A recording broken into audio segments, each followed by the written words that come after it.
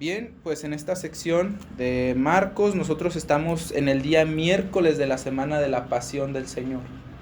Nosotros estamos estudiando el día de hoy un punto de quiebre en la historia.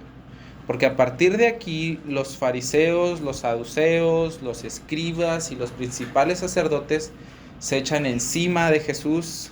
Y si antes ya habían sido ellos feroces a la hora de hablar y de tentar al Señor Jesús, ahora ellos están constantemente buscando solamente un pretexto, cualquier excusa con tal de matar al Señor Jesús y de desacreditarlo públicamente. Y eso nosotros lo vamos a ver al final del capítulo 12.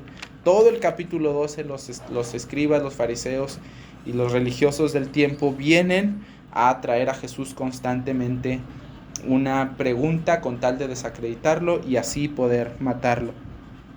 Así que esto no es nuevo para nosotros. Desde Mateo 11:18 nosotros vimos que Jesús purifica el templo y desde ahí ellos ya estaban procurando cómo matarle. Incluso mucho antes hay un relato en Juan 5 donde Jesús sana a un paralítico, me parece, y él dice a los fariseos que su padre trabaja también los sábados y entonces él trabaja. La interpretación de los judíos es que como él llama a Dios su propio padre, pues él se hace igual a Dios. Porque los humanos tenemos hijos humanos, ¿están de acuerdo? No tenemos perritos. Bueno, y si alguien es engendrado de Dios, por tanto es de la misma naturaleza, ¿cierto? De la misma esencia. Así que los fariseos se enojan mucho y desde entonces ellos están viendo cómo matar al Señor Jesús. Entonces, esto es lo que vamos a estar viendo durante todo el capítulo 12, a los fariseos encima del Señor Jesús, tentándole, poniéndole trampitas, trayéndole dilemas y todo lo demás. El día de hoy vamos a leer desde el versículo 27 del capítulo 11 hasta el versículo 12 del capítulo 12, así que vamos a empezar a revisar nuestro texto. Como les dije, era el día miércoles y la Biblia dice que volvieron entonces a Jerusalén y andando por el templo, vinieron a él los principales sacerdotes, los escribas y los ancianos. El relato de Lucas nos agrega que mientras el Señor Jesús estaba en el templo, estaba sentado enseñando y anunciando el evangelio. Eso es lo que dice Lucas 21. Así que uno pudiera pensar que siendo el mismo Salvador el que anuncia la salvación, los principales sacerdotes, los escribas y los fariseos iban a sentarse a escuchar. Pero la verdad es que esto no sucedió así. Todos estos fueron juntos dice el versículo 27, vinieron a él. La palabra griega que están usando aquí es como que lo asaltaron. O sea, todos le echaron un montón. Fueron todos a hablar con el Señor Jesús.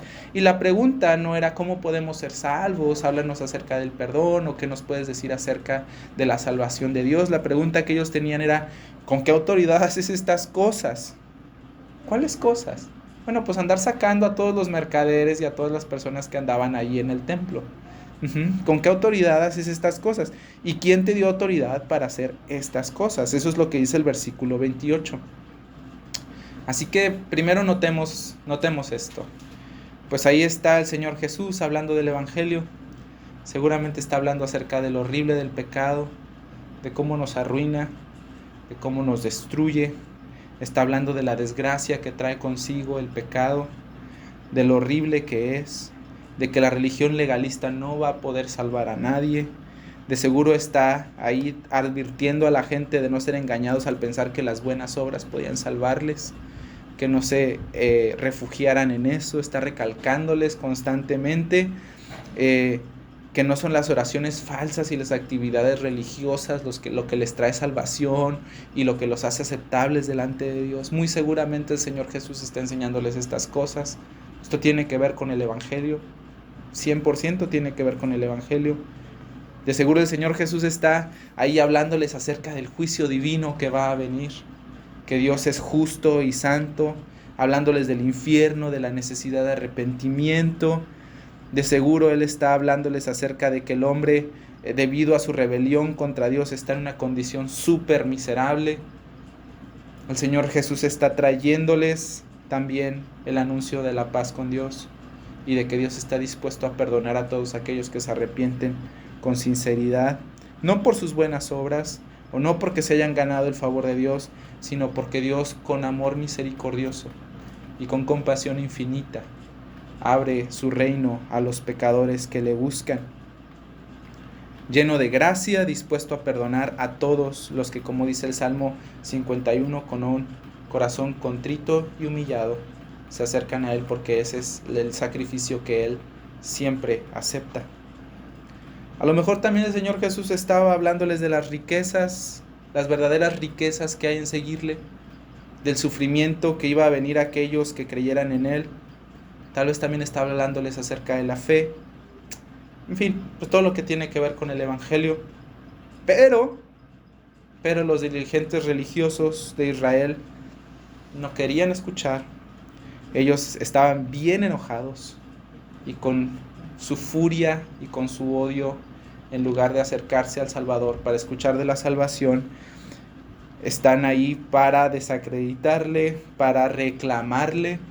Porque yo la verdad no creo que esta pregunta de ¿con qué autoridad haces estas cosas y quién te dio autoridad para hacer estas cosas? Haya nacido de un deseo sincero de conocer la verdad. A mí me suena más a un reclamo. ¿A ti quién te dio permiso para hacer esto? O sea, ¿tú cómo se te ocurre venir aquí a andar haciendo cosas? ¿No sabes que nosotros somos el sumo sacerdote y todo el Sanedrín, ¿no? ¿Quién te dio permiso a ti de venir a meter tu mano acá? Ellos no estaban dispuestos a arrepentirse. Ellos tampoco estaban dispuestos a dejar su plan de matar al Señor Jesús. Ellos simplemente estaban buscando algo que les diera pie para matarlo. Y vinieron a reclamarle sin saber a quién tenían enfrente. Así que nosotros vemos aquí esta imagen terrible. Está el Señor del templo sentado en el templo, trayendo el evangelio a todos, y ellos simplemente no ven más allá de su nariz. Bueno, ellos dicen, ¿con qué autoridad haces esto? Esa es la pregunta, ¿no? ¿Y tú quién eres para venir a andar aquí metiendo tu cuchara? No sé si ustedes o todos entendamos bien lo que autoridad significa, pero autoridad tiene que ver con el derecho de mandar, de tener el derecho innato de decir, pues yo puedo hacer esto porque esto me toca a mí, ¿no? Bien, pues ¿de dónde salía la autoridad de Jesús? Como les dije, Juan 5:18 nos dice que Jesús sanó a un paralítico y él se hizo igual a Dios en ese momento, ¿verdad? Al decir que Dios era su Padre. Eso debió de haber sido suficiente. Debió de haber sido suficiente.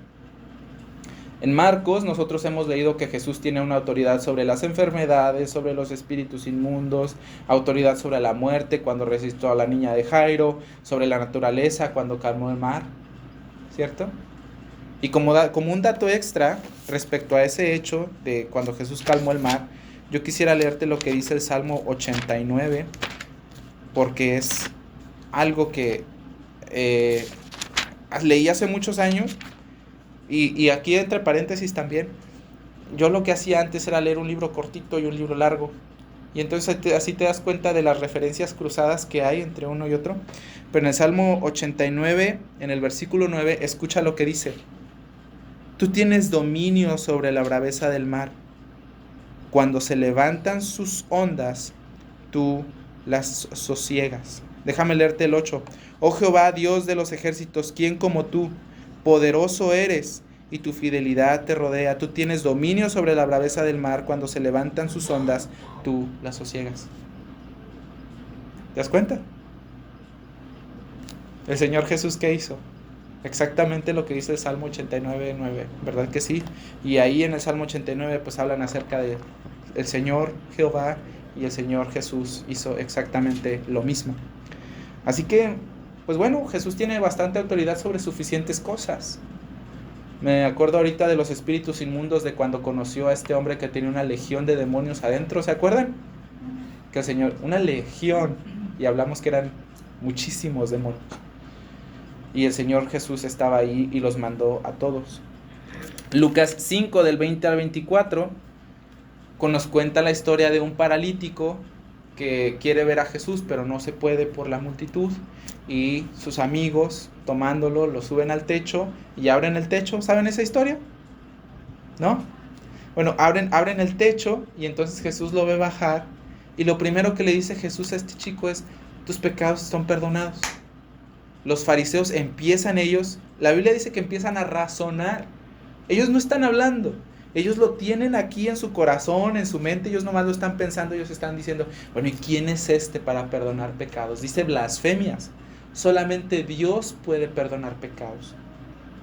Y entonces Jesús, en el versículo 24, dice: ¿por qué piensan eso? O sea, él leyendo la mente de ellos y leyendo su corazón, ¿por qué piensan esto? ¿Qué es más fácil decir? ¿Tus pecados son perdonados o levántate y anda? La verdad es que es más fácil decir tus pecados son perdonados, porque ¿quién puede ver eso? ¿Quién puede comprobarlo? Nadie. ¿Estás de acuerdo? Pero él dijo: pero para que sepan que el Hijo del Hombre tiene autoridad para perdonar pecados, a ti te digo, toma tu lecho, levántate y vete a tu casa. Y la Biblia dice que el hombre se fue a su casa. Entonces Jesús tiene autoridad incluso para perdonar los pecados de la gente. Y Mateo 1:1, me encanta cómo empieza el Evangelio de Mateo, pero porque dice: este es el Evangelio de Jesucristo, hijo de David, hijo de Abraham. O sea, el Mesías tenía que ser hijo de David, el Mesías tenía que ser descendiente de Abraham. A David se le dio la promesa del reino eterno, a Abraham se le dio la promesa de descendencia sin fin, y ambas promesas se juntan en el Mesías. Entonces él, siendo el rey de Israel, tenía la autoridad de hacer lo que quisiera. Los 4 evangelios nos narran desde el principio la inmensa autoridad que tiene el Señor Jesús sobre todas las cosas. Y estos personajes, estas personas están diciendo: bueno, ¿y tú con qué autoridad haces estas cosas? ¿Quién te dio la autoridad? Bueno, a todas las luces, el Señor Jesús tenía la autoridad divina para obrar así. Él es el rey de Israel, como leímos en Daniel 7:14, a él le fue dado dominio y gloria y reino para que todos los pueblos, naciones y lenguas le sirvieran. Su dominio es un dominio eterno que nunca pasará, y su reino uno que no será destruido. Eso es lo que dice la Biblia acerca del Mesías, de este Mesías divino, específicamente del Hijo del Hombre. Pero aquí está la trampa de los judíos, y esta es la trampa de los judíos.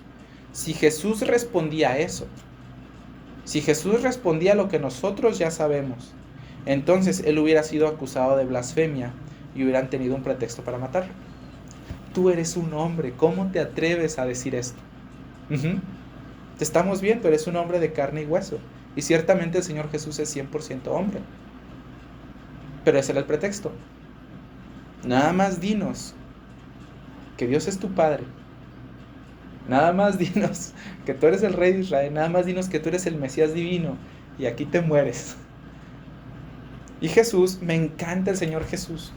Me encanta la respuesta del Señor Jesús. Él es tan inteligente. Él es con una mente así tan grandiosa. Mira, lo primero que hace el Señor Jesús es que Él no se somete al reclamo de estas personas. Él no le dice: bueno, miren, déjenme les explico. Él dice: no. Mira, regrésate a Marcos. Si te fuiste conmigo a los Salmos, regrésate a Marcos, por favor. ¿Dónde estoy? Aquí está. En Marcos 29 les dice: yo también les voy a hacer una pregunta. Respóndame y yo les respondo. Él no se somete a eso. Él no se somete al reclamo ni al enojo de estas personas.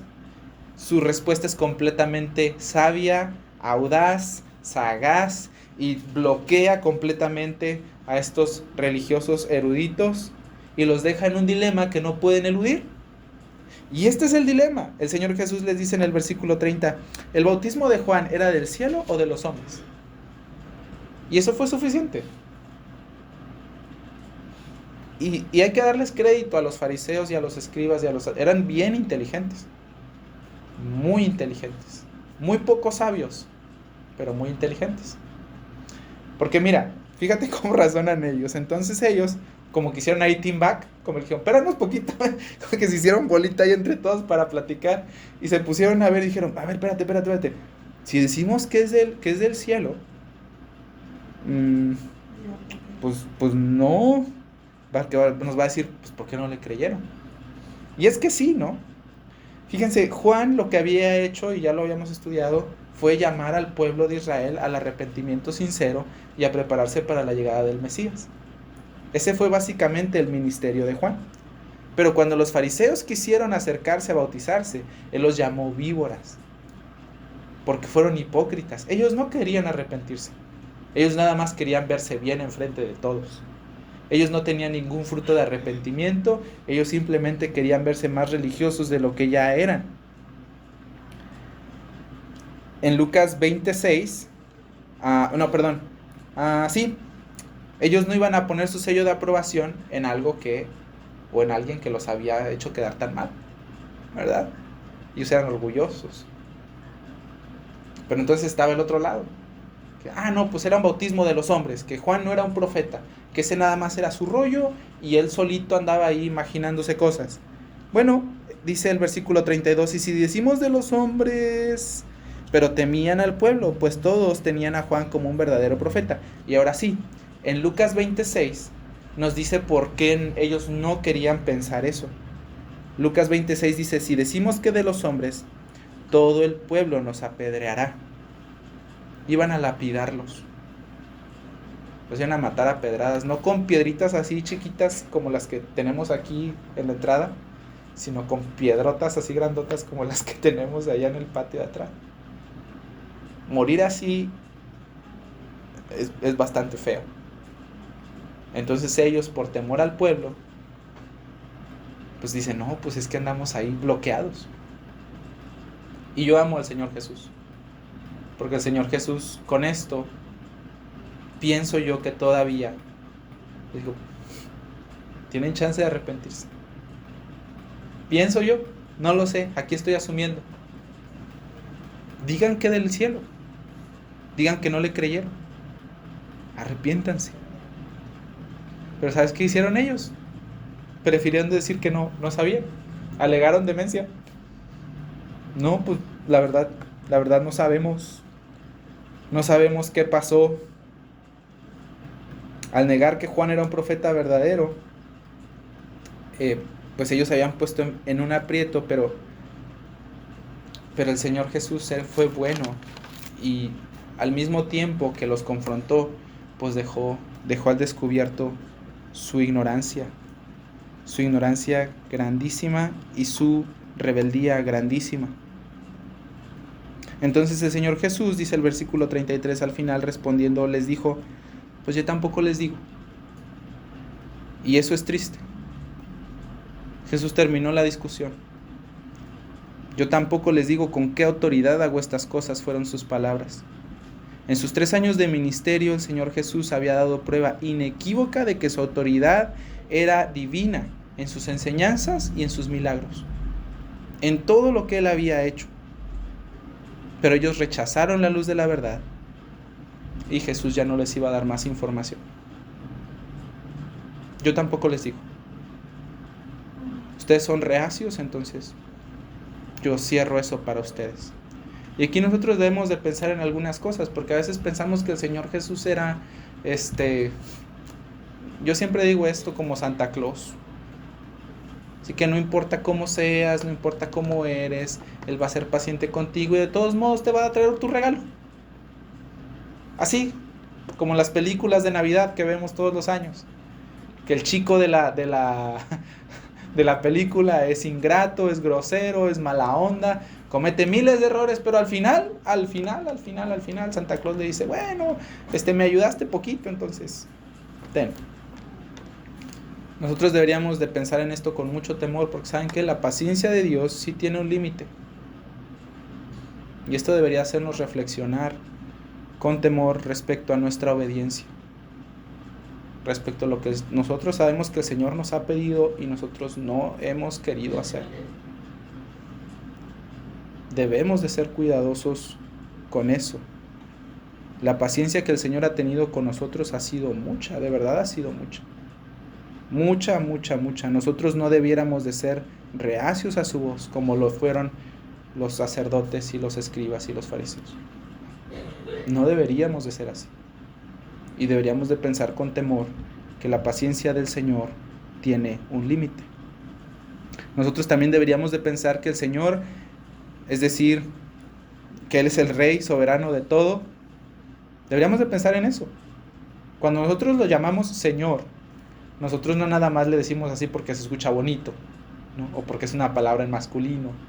Nosotros le llamamos así porque ese es su título de honor. Eso es lo que Él es. Él es el Rey de todo. Él es el Señor. Él es el amo de todo. Y quienes lo rechazan como Señor, ¿saben qué? Tampoco pueden tenerlo como Salvador. Es que es ilógico.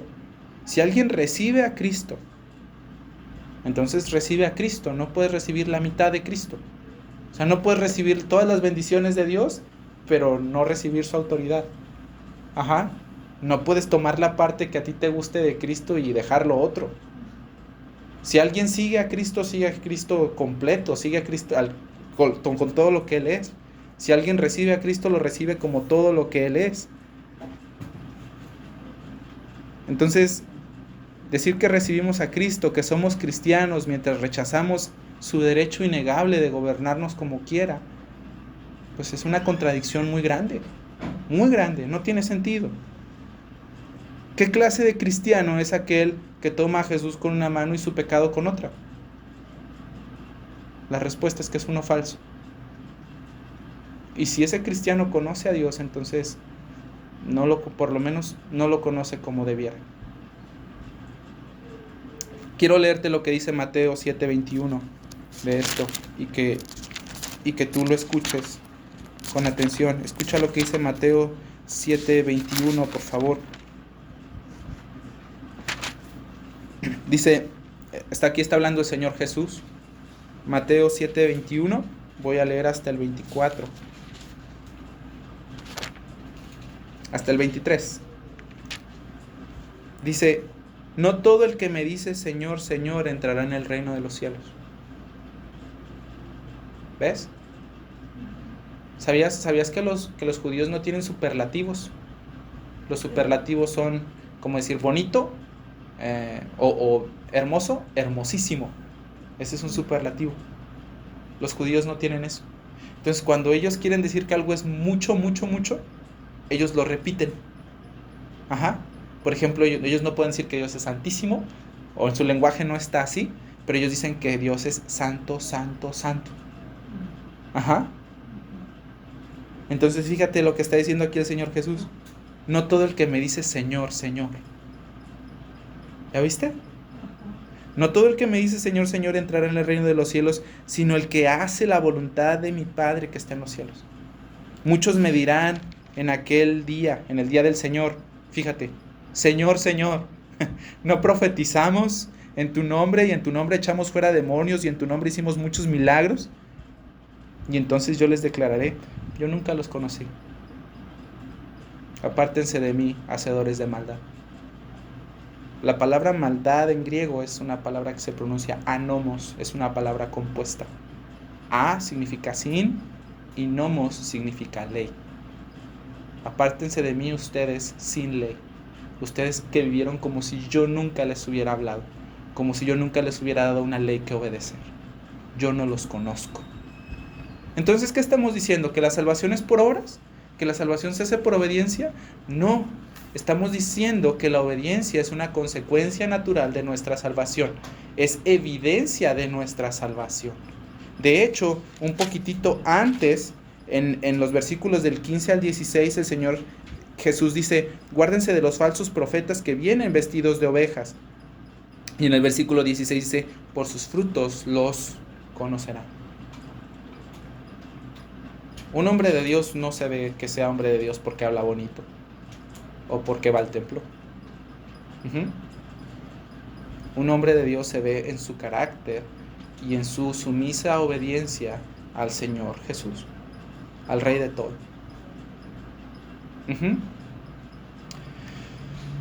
Entonces, sí, nosotros debemos de pensar que cuando llamamos al Señor Jesús Señor, nosotros estamos haciendo una declaración de su derecho soberano de gobernar mi vida como a Él le plazca.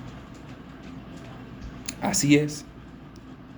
Esa es una de las más grandes evidencias de la obra de Dios, de la obra salvadora de Dios en el corazón del hombre. Que los hombres, en una alegre y sumisa obediencia, se rinden al Señor Jesús. Los dirigentes judíos, ni obedientes, ni penitentes, lo único que hicieron fue endurecer su corazón contra el Señor Jesús. Dijeron, pues no sabemos. No te vamos a obedecer, tampoco nos vamos a arrepentir. No sabemos. Así que, regresando a Marcos, la Biblia dice que Jesús también les dijo, pues yo tampoco les digo. Yo tampoco les digo. Pasando esto, el Señor Jesús empieza a darles una parábola. Este es el medio común de enseñanza del Señor Jesús. Y fíjense, dice, entonces Jesús comenzó a decirles por parábolas en el 12:1. Un hombre plantó una viña, la cercó de vallado, cavó un lagar, edificó una torre, la arrendó a unos labradores y se fue lejos. Y a su tiempo envió un siervo a los labradores para que recibiera de ellos el fruto de la viña. Y hasta ahí todo bien. ¿Están de acuerdo? Todo normal. Lo que está el Señor Jesús haciendo con esta parábola es tratar de enseñar algo a aquellos que le acaban de decir no sabemos y que se acaban de endurecer contra Él y que buscan matarlo. ¿Ok? Hasta aquí todo está bien, ¿cierto? O sea, no pasa nada, todo tranquilo. Pero mira el versículo 3. Mas ellos, estos labradores malvados, tomándole, ¿qué hicieron con el siervo? Le golpearon. La traducción literal es una palabra que significa así literalmente le arrancaron la piel. Tú te das una idea de la golpiza que le pusieron. Dice, lo golpearon y le enviaron con las manos vacías. El señor de la viña tenía todo el derecho, si habían acordado, ¿verdad? Si les arrendó la viña, si no era su viña, tenía todo el derecho de recibir fruto de esa viña, ¿verdad? Bueno, esto es no nada más ilegal, es muy cruel, muy déspota y, por falta de mejores palabras, muy mala onda. ¿Están de acuerdo? Está muy mal. Así que dice que lo mandaron con las manos vacías. El versículo 4 dice, volvió a enviarles otro siervo, pero apedreándole, le hirieron en la cabeza y también le enviaron afrentado. O sea, esto ya es un rechazo descarado a la autoridad de este hombre, que es el dueño de la viña. ¿Están de acuerdo? Así, fragante, sin ocultar nada. Y dice que le enviaron afrentado. La traducción también podría ser que le faltaron al respeto o que lo deshonraron. Lo trataron muy mal. Más allá de una grosería común. El versículo 5 dice, volvió a enviar a otro. Y a este le mataron. ¿Te das cuenta cómo la violencia va creciendo? Dice, y a otros muchos. Y este señor de la viña, en un acto de paciencia increíble, yo no sé cómo sigue mandando siervos, les manda más. ¿Y estos qué hacen? Dice, a unos los golpearon y a otros los mataron. Por último, y esto me encanta del Señor Jesús, que Él siempre pone un elemento bien dramático en las cosas que Él enseña para que se quede grabado en nuestros corazones. La verdad, tú y yo, ¿qué hubiéramos hecho en este punto de la historia? Yo voy con la policía, traigo a la autoridad y saco a estas personas de aquí y los meto a la cárcel. ¿Estás de acuerdo? Porque es lo justo. Yo iría con la autoridad para que la autoridad me defendiera. Pero este amo lo que hace, dice, por último, en el versículo 6, teniendo un hijo, su único hijo, amado, dice, lo envió a él con la esperanza de que a él sí lo respetara. Tú dices, ¿qué? No, no lo mandes a él, le van a hacer lo mismo. Ellos, los labradores malvados, agarraron y dijeron entre sí, en el versículo 7, este es el heredero, vamos a matarlo, quedémonos con todo, la heredad será nuestra. Y es que la ley decía que si en 3 años alguien no reclamaba esa tierra, entonces por derecho era de la persona que trabajaba esa tierra. Ajá, vamos a quedarnos con todo esto. En el versículo 8 dice que tomándole le mataron y le echaron fuera de la viña, como un perro atropellado. Ni siquiera lo sepultaron, no lo regresaron a su padre, lo dejaron que el cuerpo se pudriera a un lado del camino como un animal cualquiera.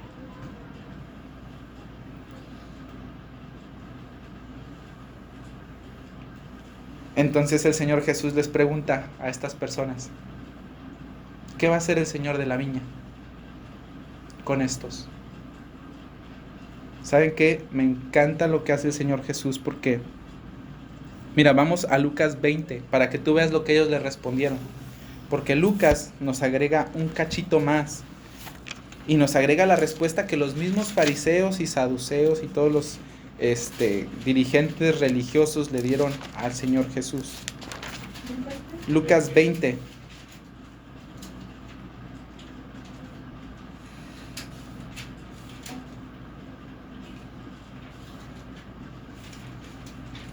Ah, caray, ya me perdí. Leer 12, del 1 al 9. Perdón, está en el Evangelio de Mateo, me parece. Vamos a darnos una vuelta a Mateo.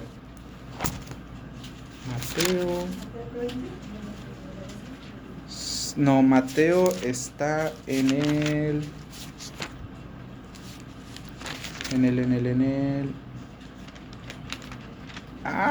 ya me perdí.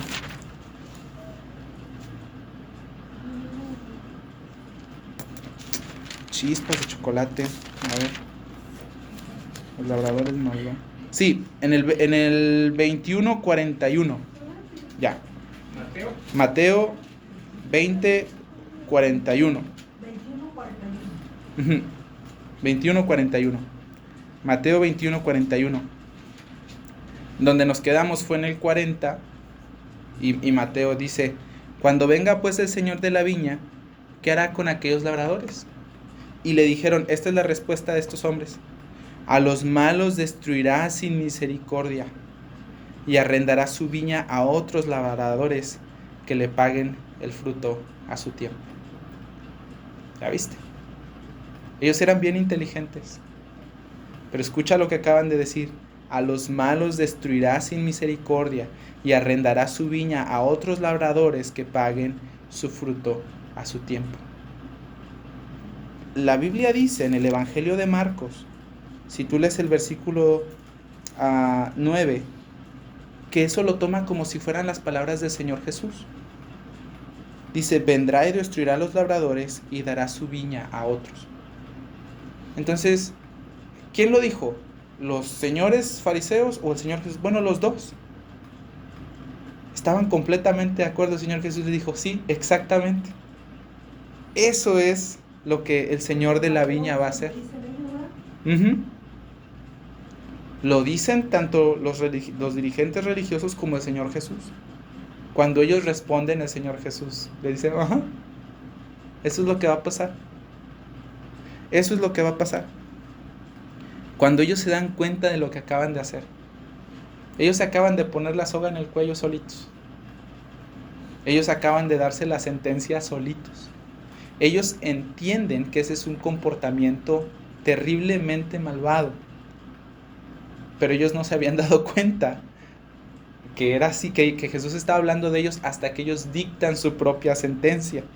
De hecho, en el Evangelio de Lucas, cuando ellos se dan cuenta de que Jesús está hablando con ellos, ellos dicen, uy no, Dios nos libre de esto, así como si fuera la negación más grande de todas.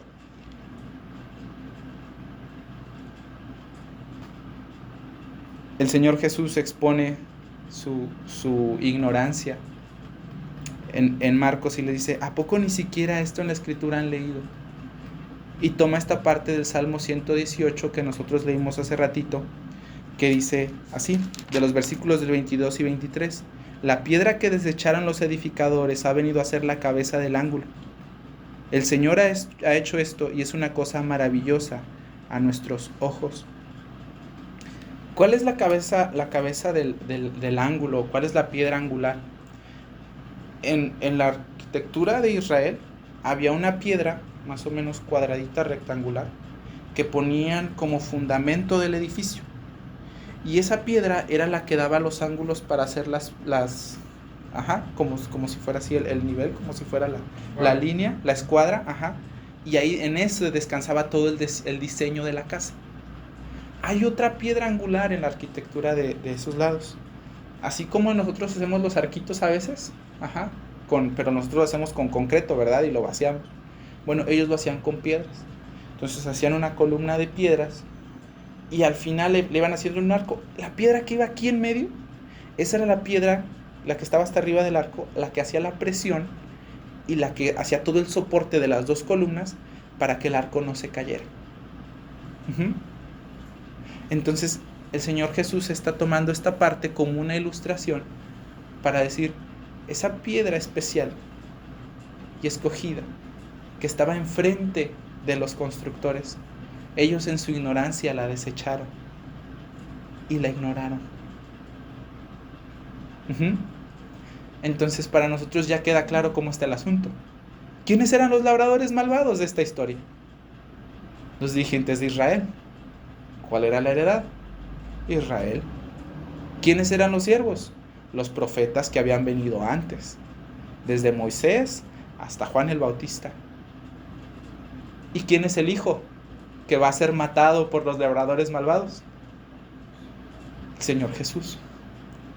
El Señor Jesús les acaba de decir lo que van a hacer con él y ellos lo entienden.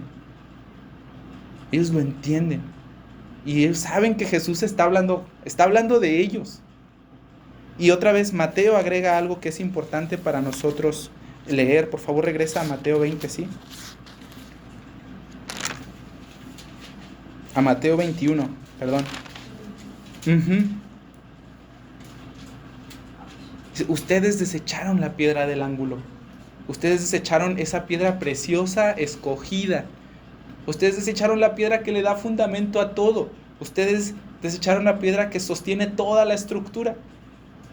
Ustedes en su ignorancia y en su dureza de su corazón, en la rebeldía de ustedes, por su odio hacia Jesús, ellos la desecharon. Y Jesús les dice en el 43, por tanto yo les digo que el reino de Dios será quitado de ustedes y les será dado a la gente que produzca frutos de él. El que cayere sobre esta piedra será quebrantado, y sobre quien ella cayere le desmenuzará. Y esta es una palabra durísima para los judíos, pero también es algo que para nosotros que no somos judíos, es algo muy bonito.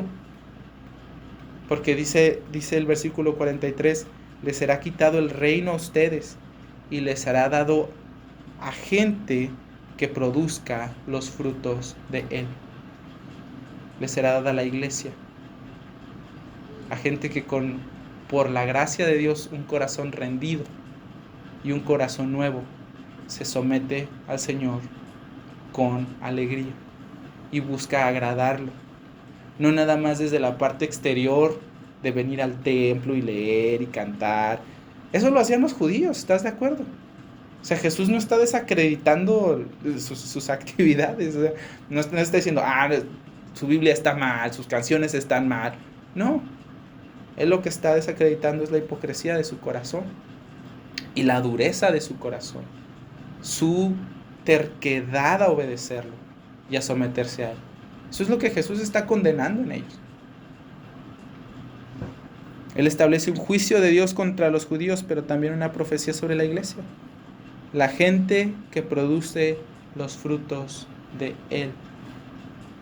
Frutos como los que él espera. que se somete a su señorío en sumisa redención y que obedece en su voluntad con alegría de corazón. Esa es la iglesia. La respuesta de los opositores de Jesús pues es bastante triste todavía más. Porque no fue arrepentimiento al entender que él hablaba de ellos. Dijo, estamos orando bien mal. No sé si se acuerdan, pero el profeta Natán, un profeta de Dios, hizo algo más o menos similar con el rey David. ¿Sí sabían eso? Cuando David mata o ve a Betsabé bañarse y la desea en su corazón, va y hace que maten a su esposo Urías en la guerra, se queda con Betsabé y luego el profeta Natán le dice a David, oye David, ¿sabes qué? Que hay un señor que tiene un montón de ovejas y de esas ovejas pues no quiso ninguna, entonces fue con este señor que nomás tiene una ovejita y la quería como si fuera su hija. Entonces este hombre malvado rico la tomó y para él y se la comió. Y entonces David todo enojado agarra y dice, ese hombre es digno de muerte y tráiganle. Y Natán dice, pues es que ese eres tú. Y entonces David se arrepiente y escribe el Salmo 51 y dice, Señor, límpiame con hisopo, límpiame de mi maldad, hazme blanco como la nieve.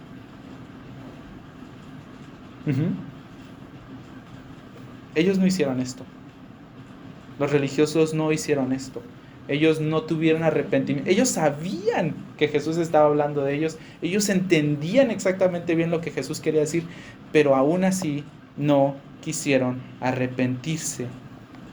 Todavía más, dice Marcos al final del capítulo o de nuestra sección que estamos estudiando, en el versículo 2 dice, procuraban prenderle porque entendían que decía esto contra ellos. O sea, en lugar de hacerlos agarrar, no, pues ahora vamos a agarrarlo con más ganas, porque mira cómo está hablando de nosotros. Y esta es una característica de los no regenerados, es decir, de los que Dios no ha cambiado su corazón, de los que no han sido salvos. Ellos no sienten dolor por su pecado. Cuando alguien les habla de su pecado o cuando la Biblia confronta su pecado, lo que ellos no sienten es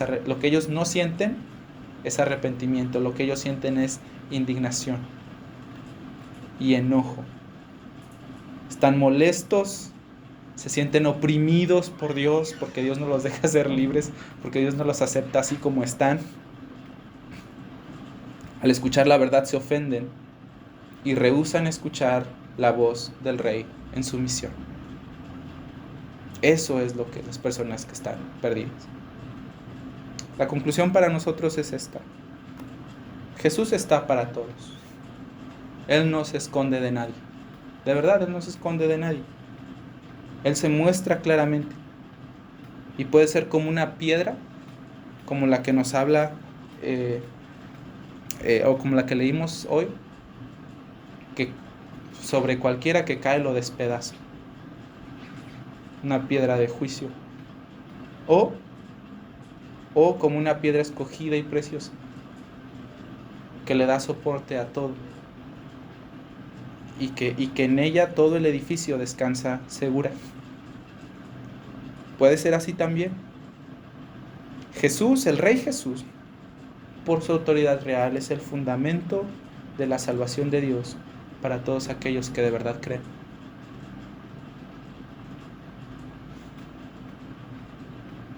Entonces ahora Dios nos pone a nosotros delante de esto, y mi oración es que todos nosotros podamos llegar a ser obedientes.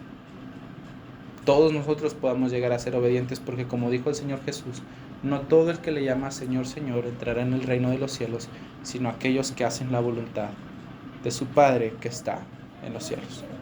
Oramos. Señor, otra vez te damos gracias por tu palabra y otra vez estamos agradecidos contigo por traernos hacia ti, hacia poder ver tu majestad infinita, que tú de verdad tienes toda la autoridad sobre todo y que tú eres el Dios supremo y soberano del universo.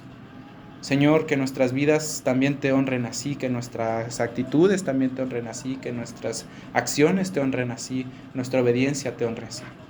Señor, perdónanos cuando no lo hemos hecho. Y por favor, límpianos de nuestra propia maldad, haznos dóciles, haznos obedientes.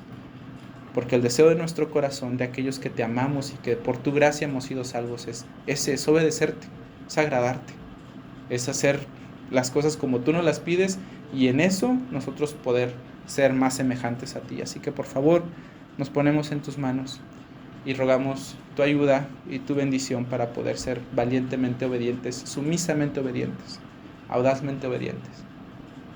Perdónanos cuando lo hemos hecho así. Y confiamos en el sacrificio de Jesús, nuestro Salvador, que por su justicia perfecta nos ha hecho agradables delante de ti. No nuestras obras, no nuestro desempeño, sino la justicia de Jesús, el Cordero perfecto de Dios que quita el pecado del mundo. Amén.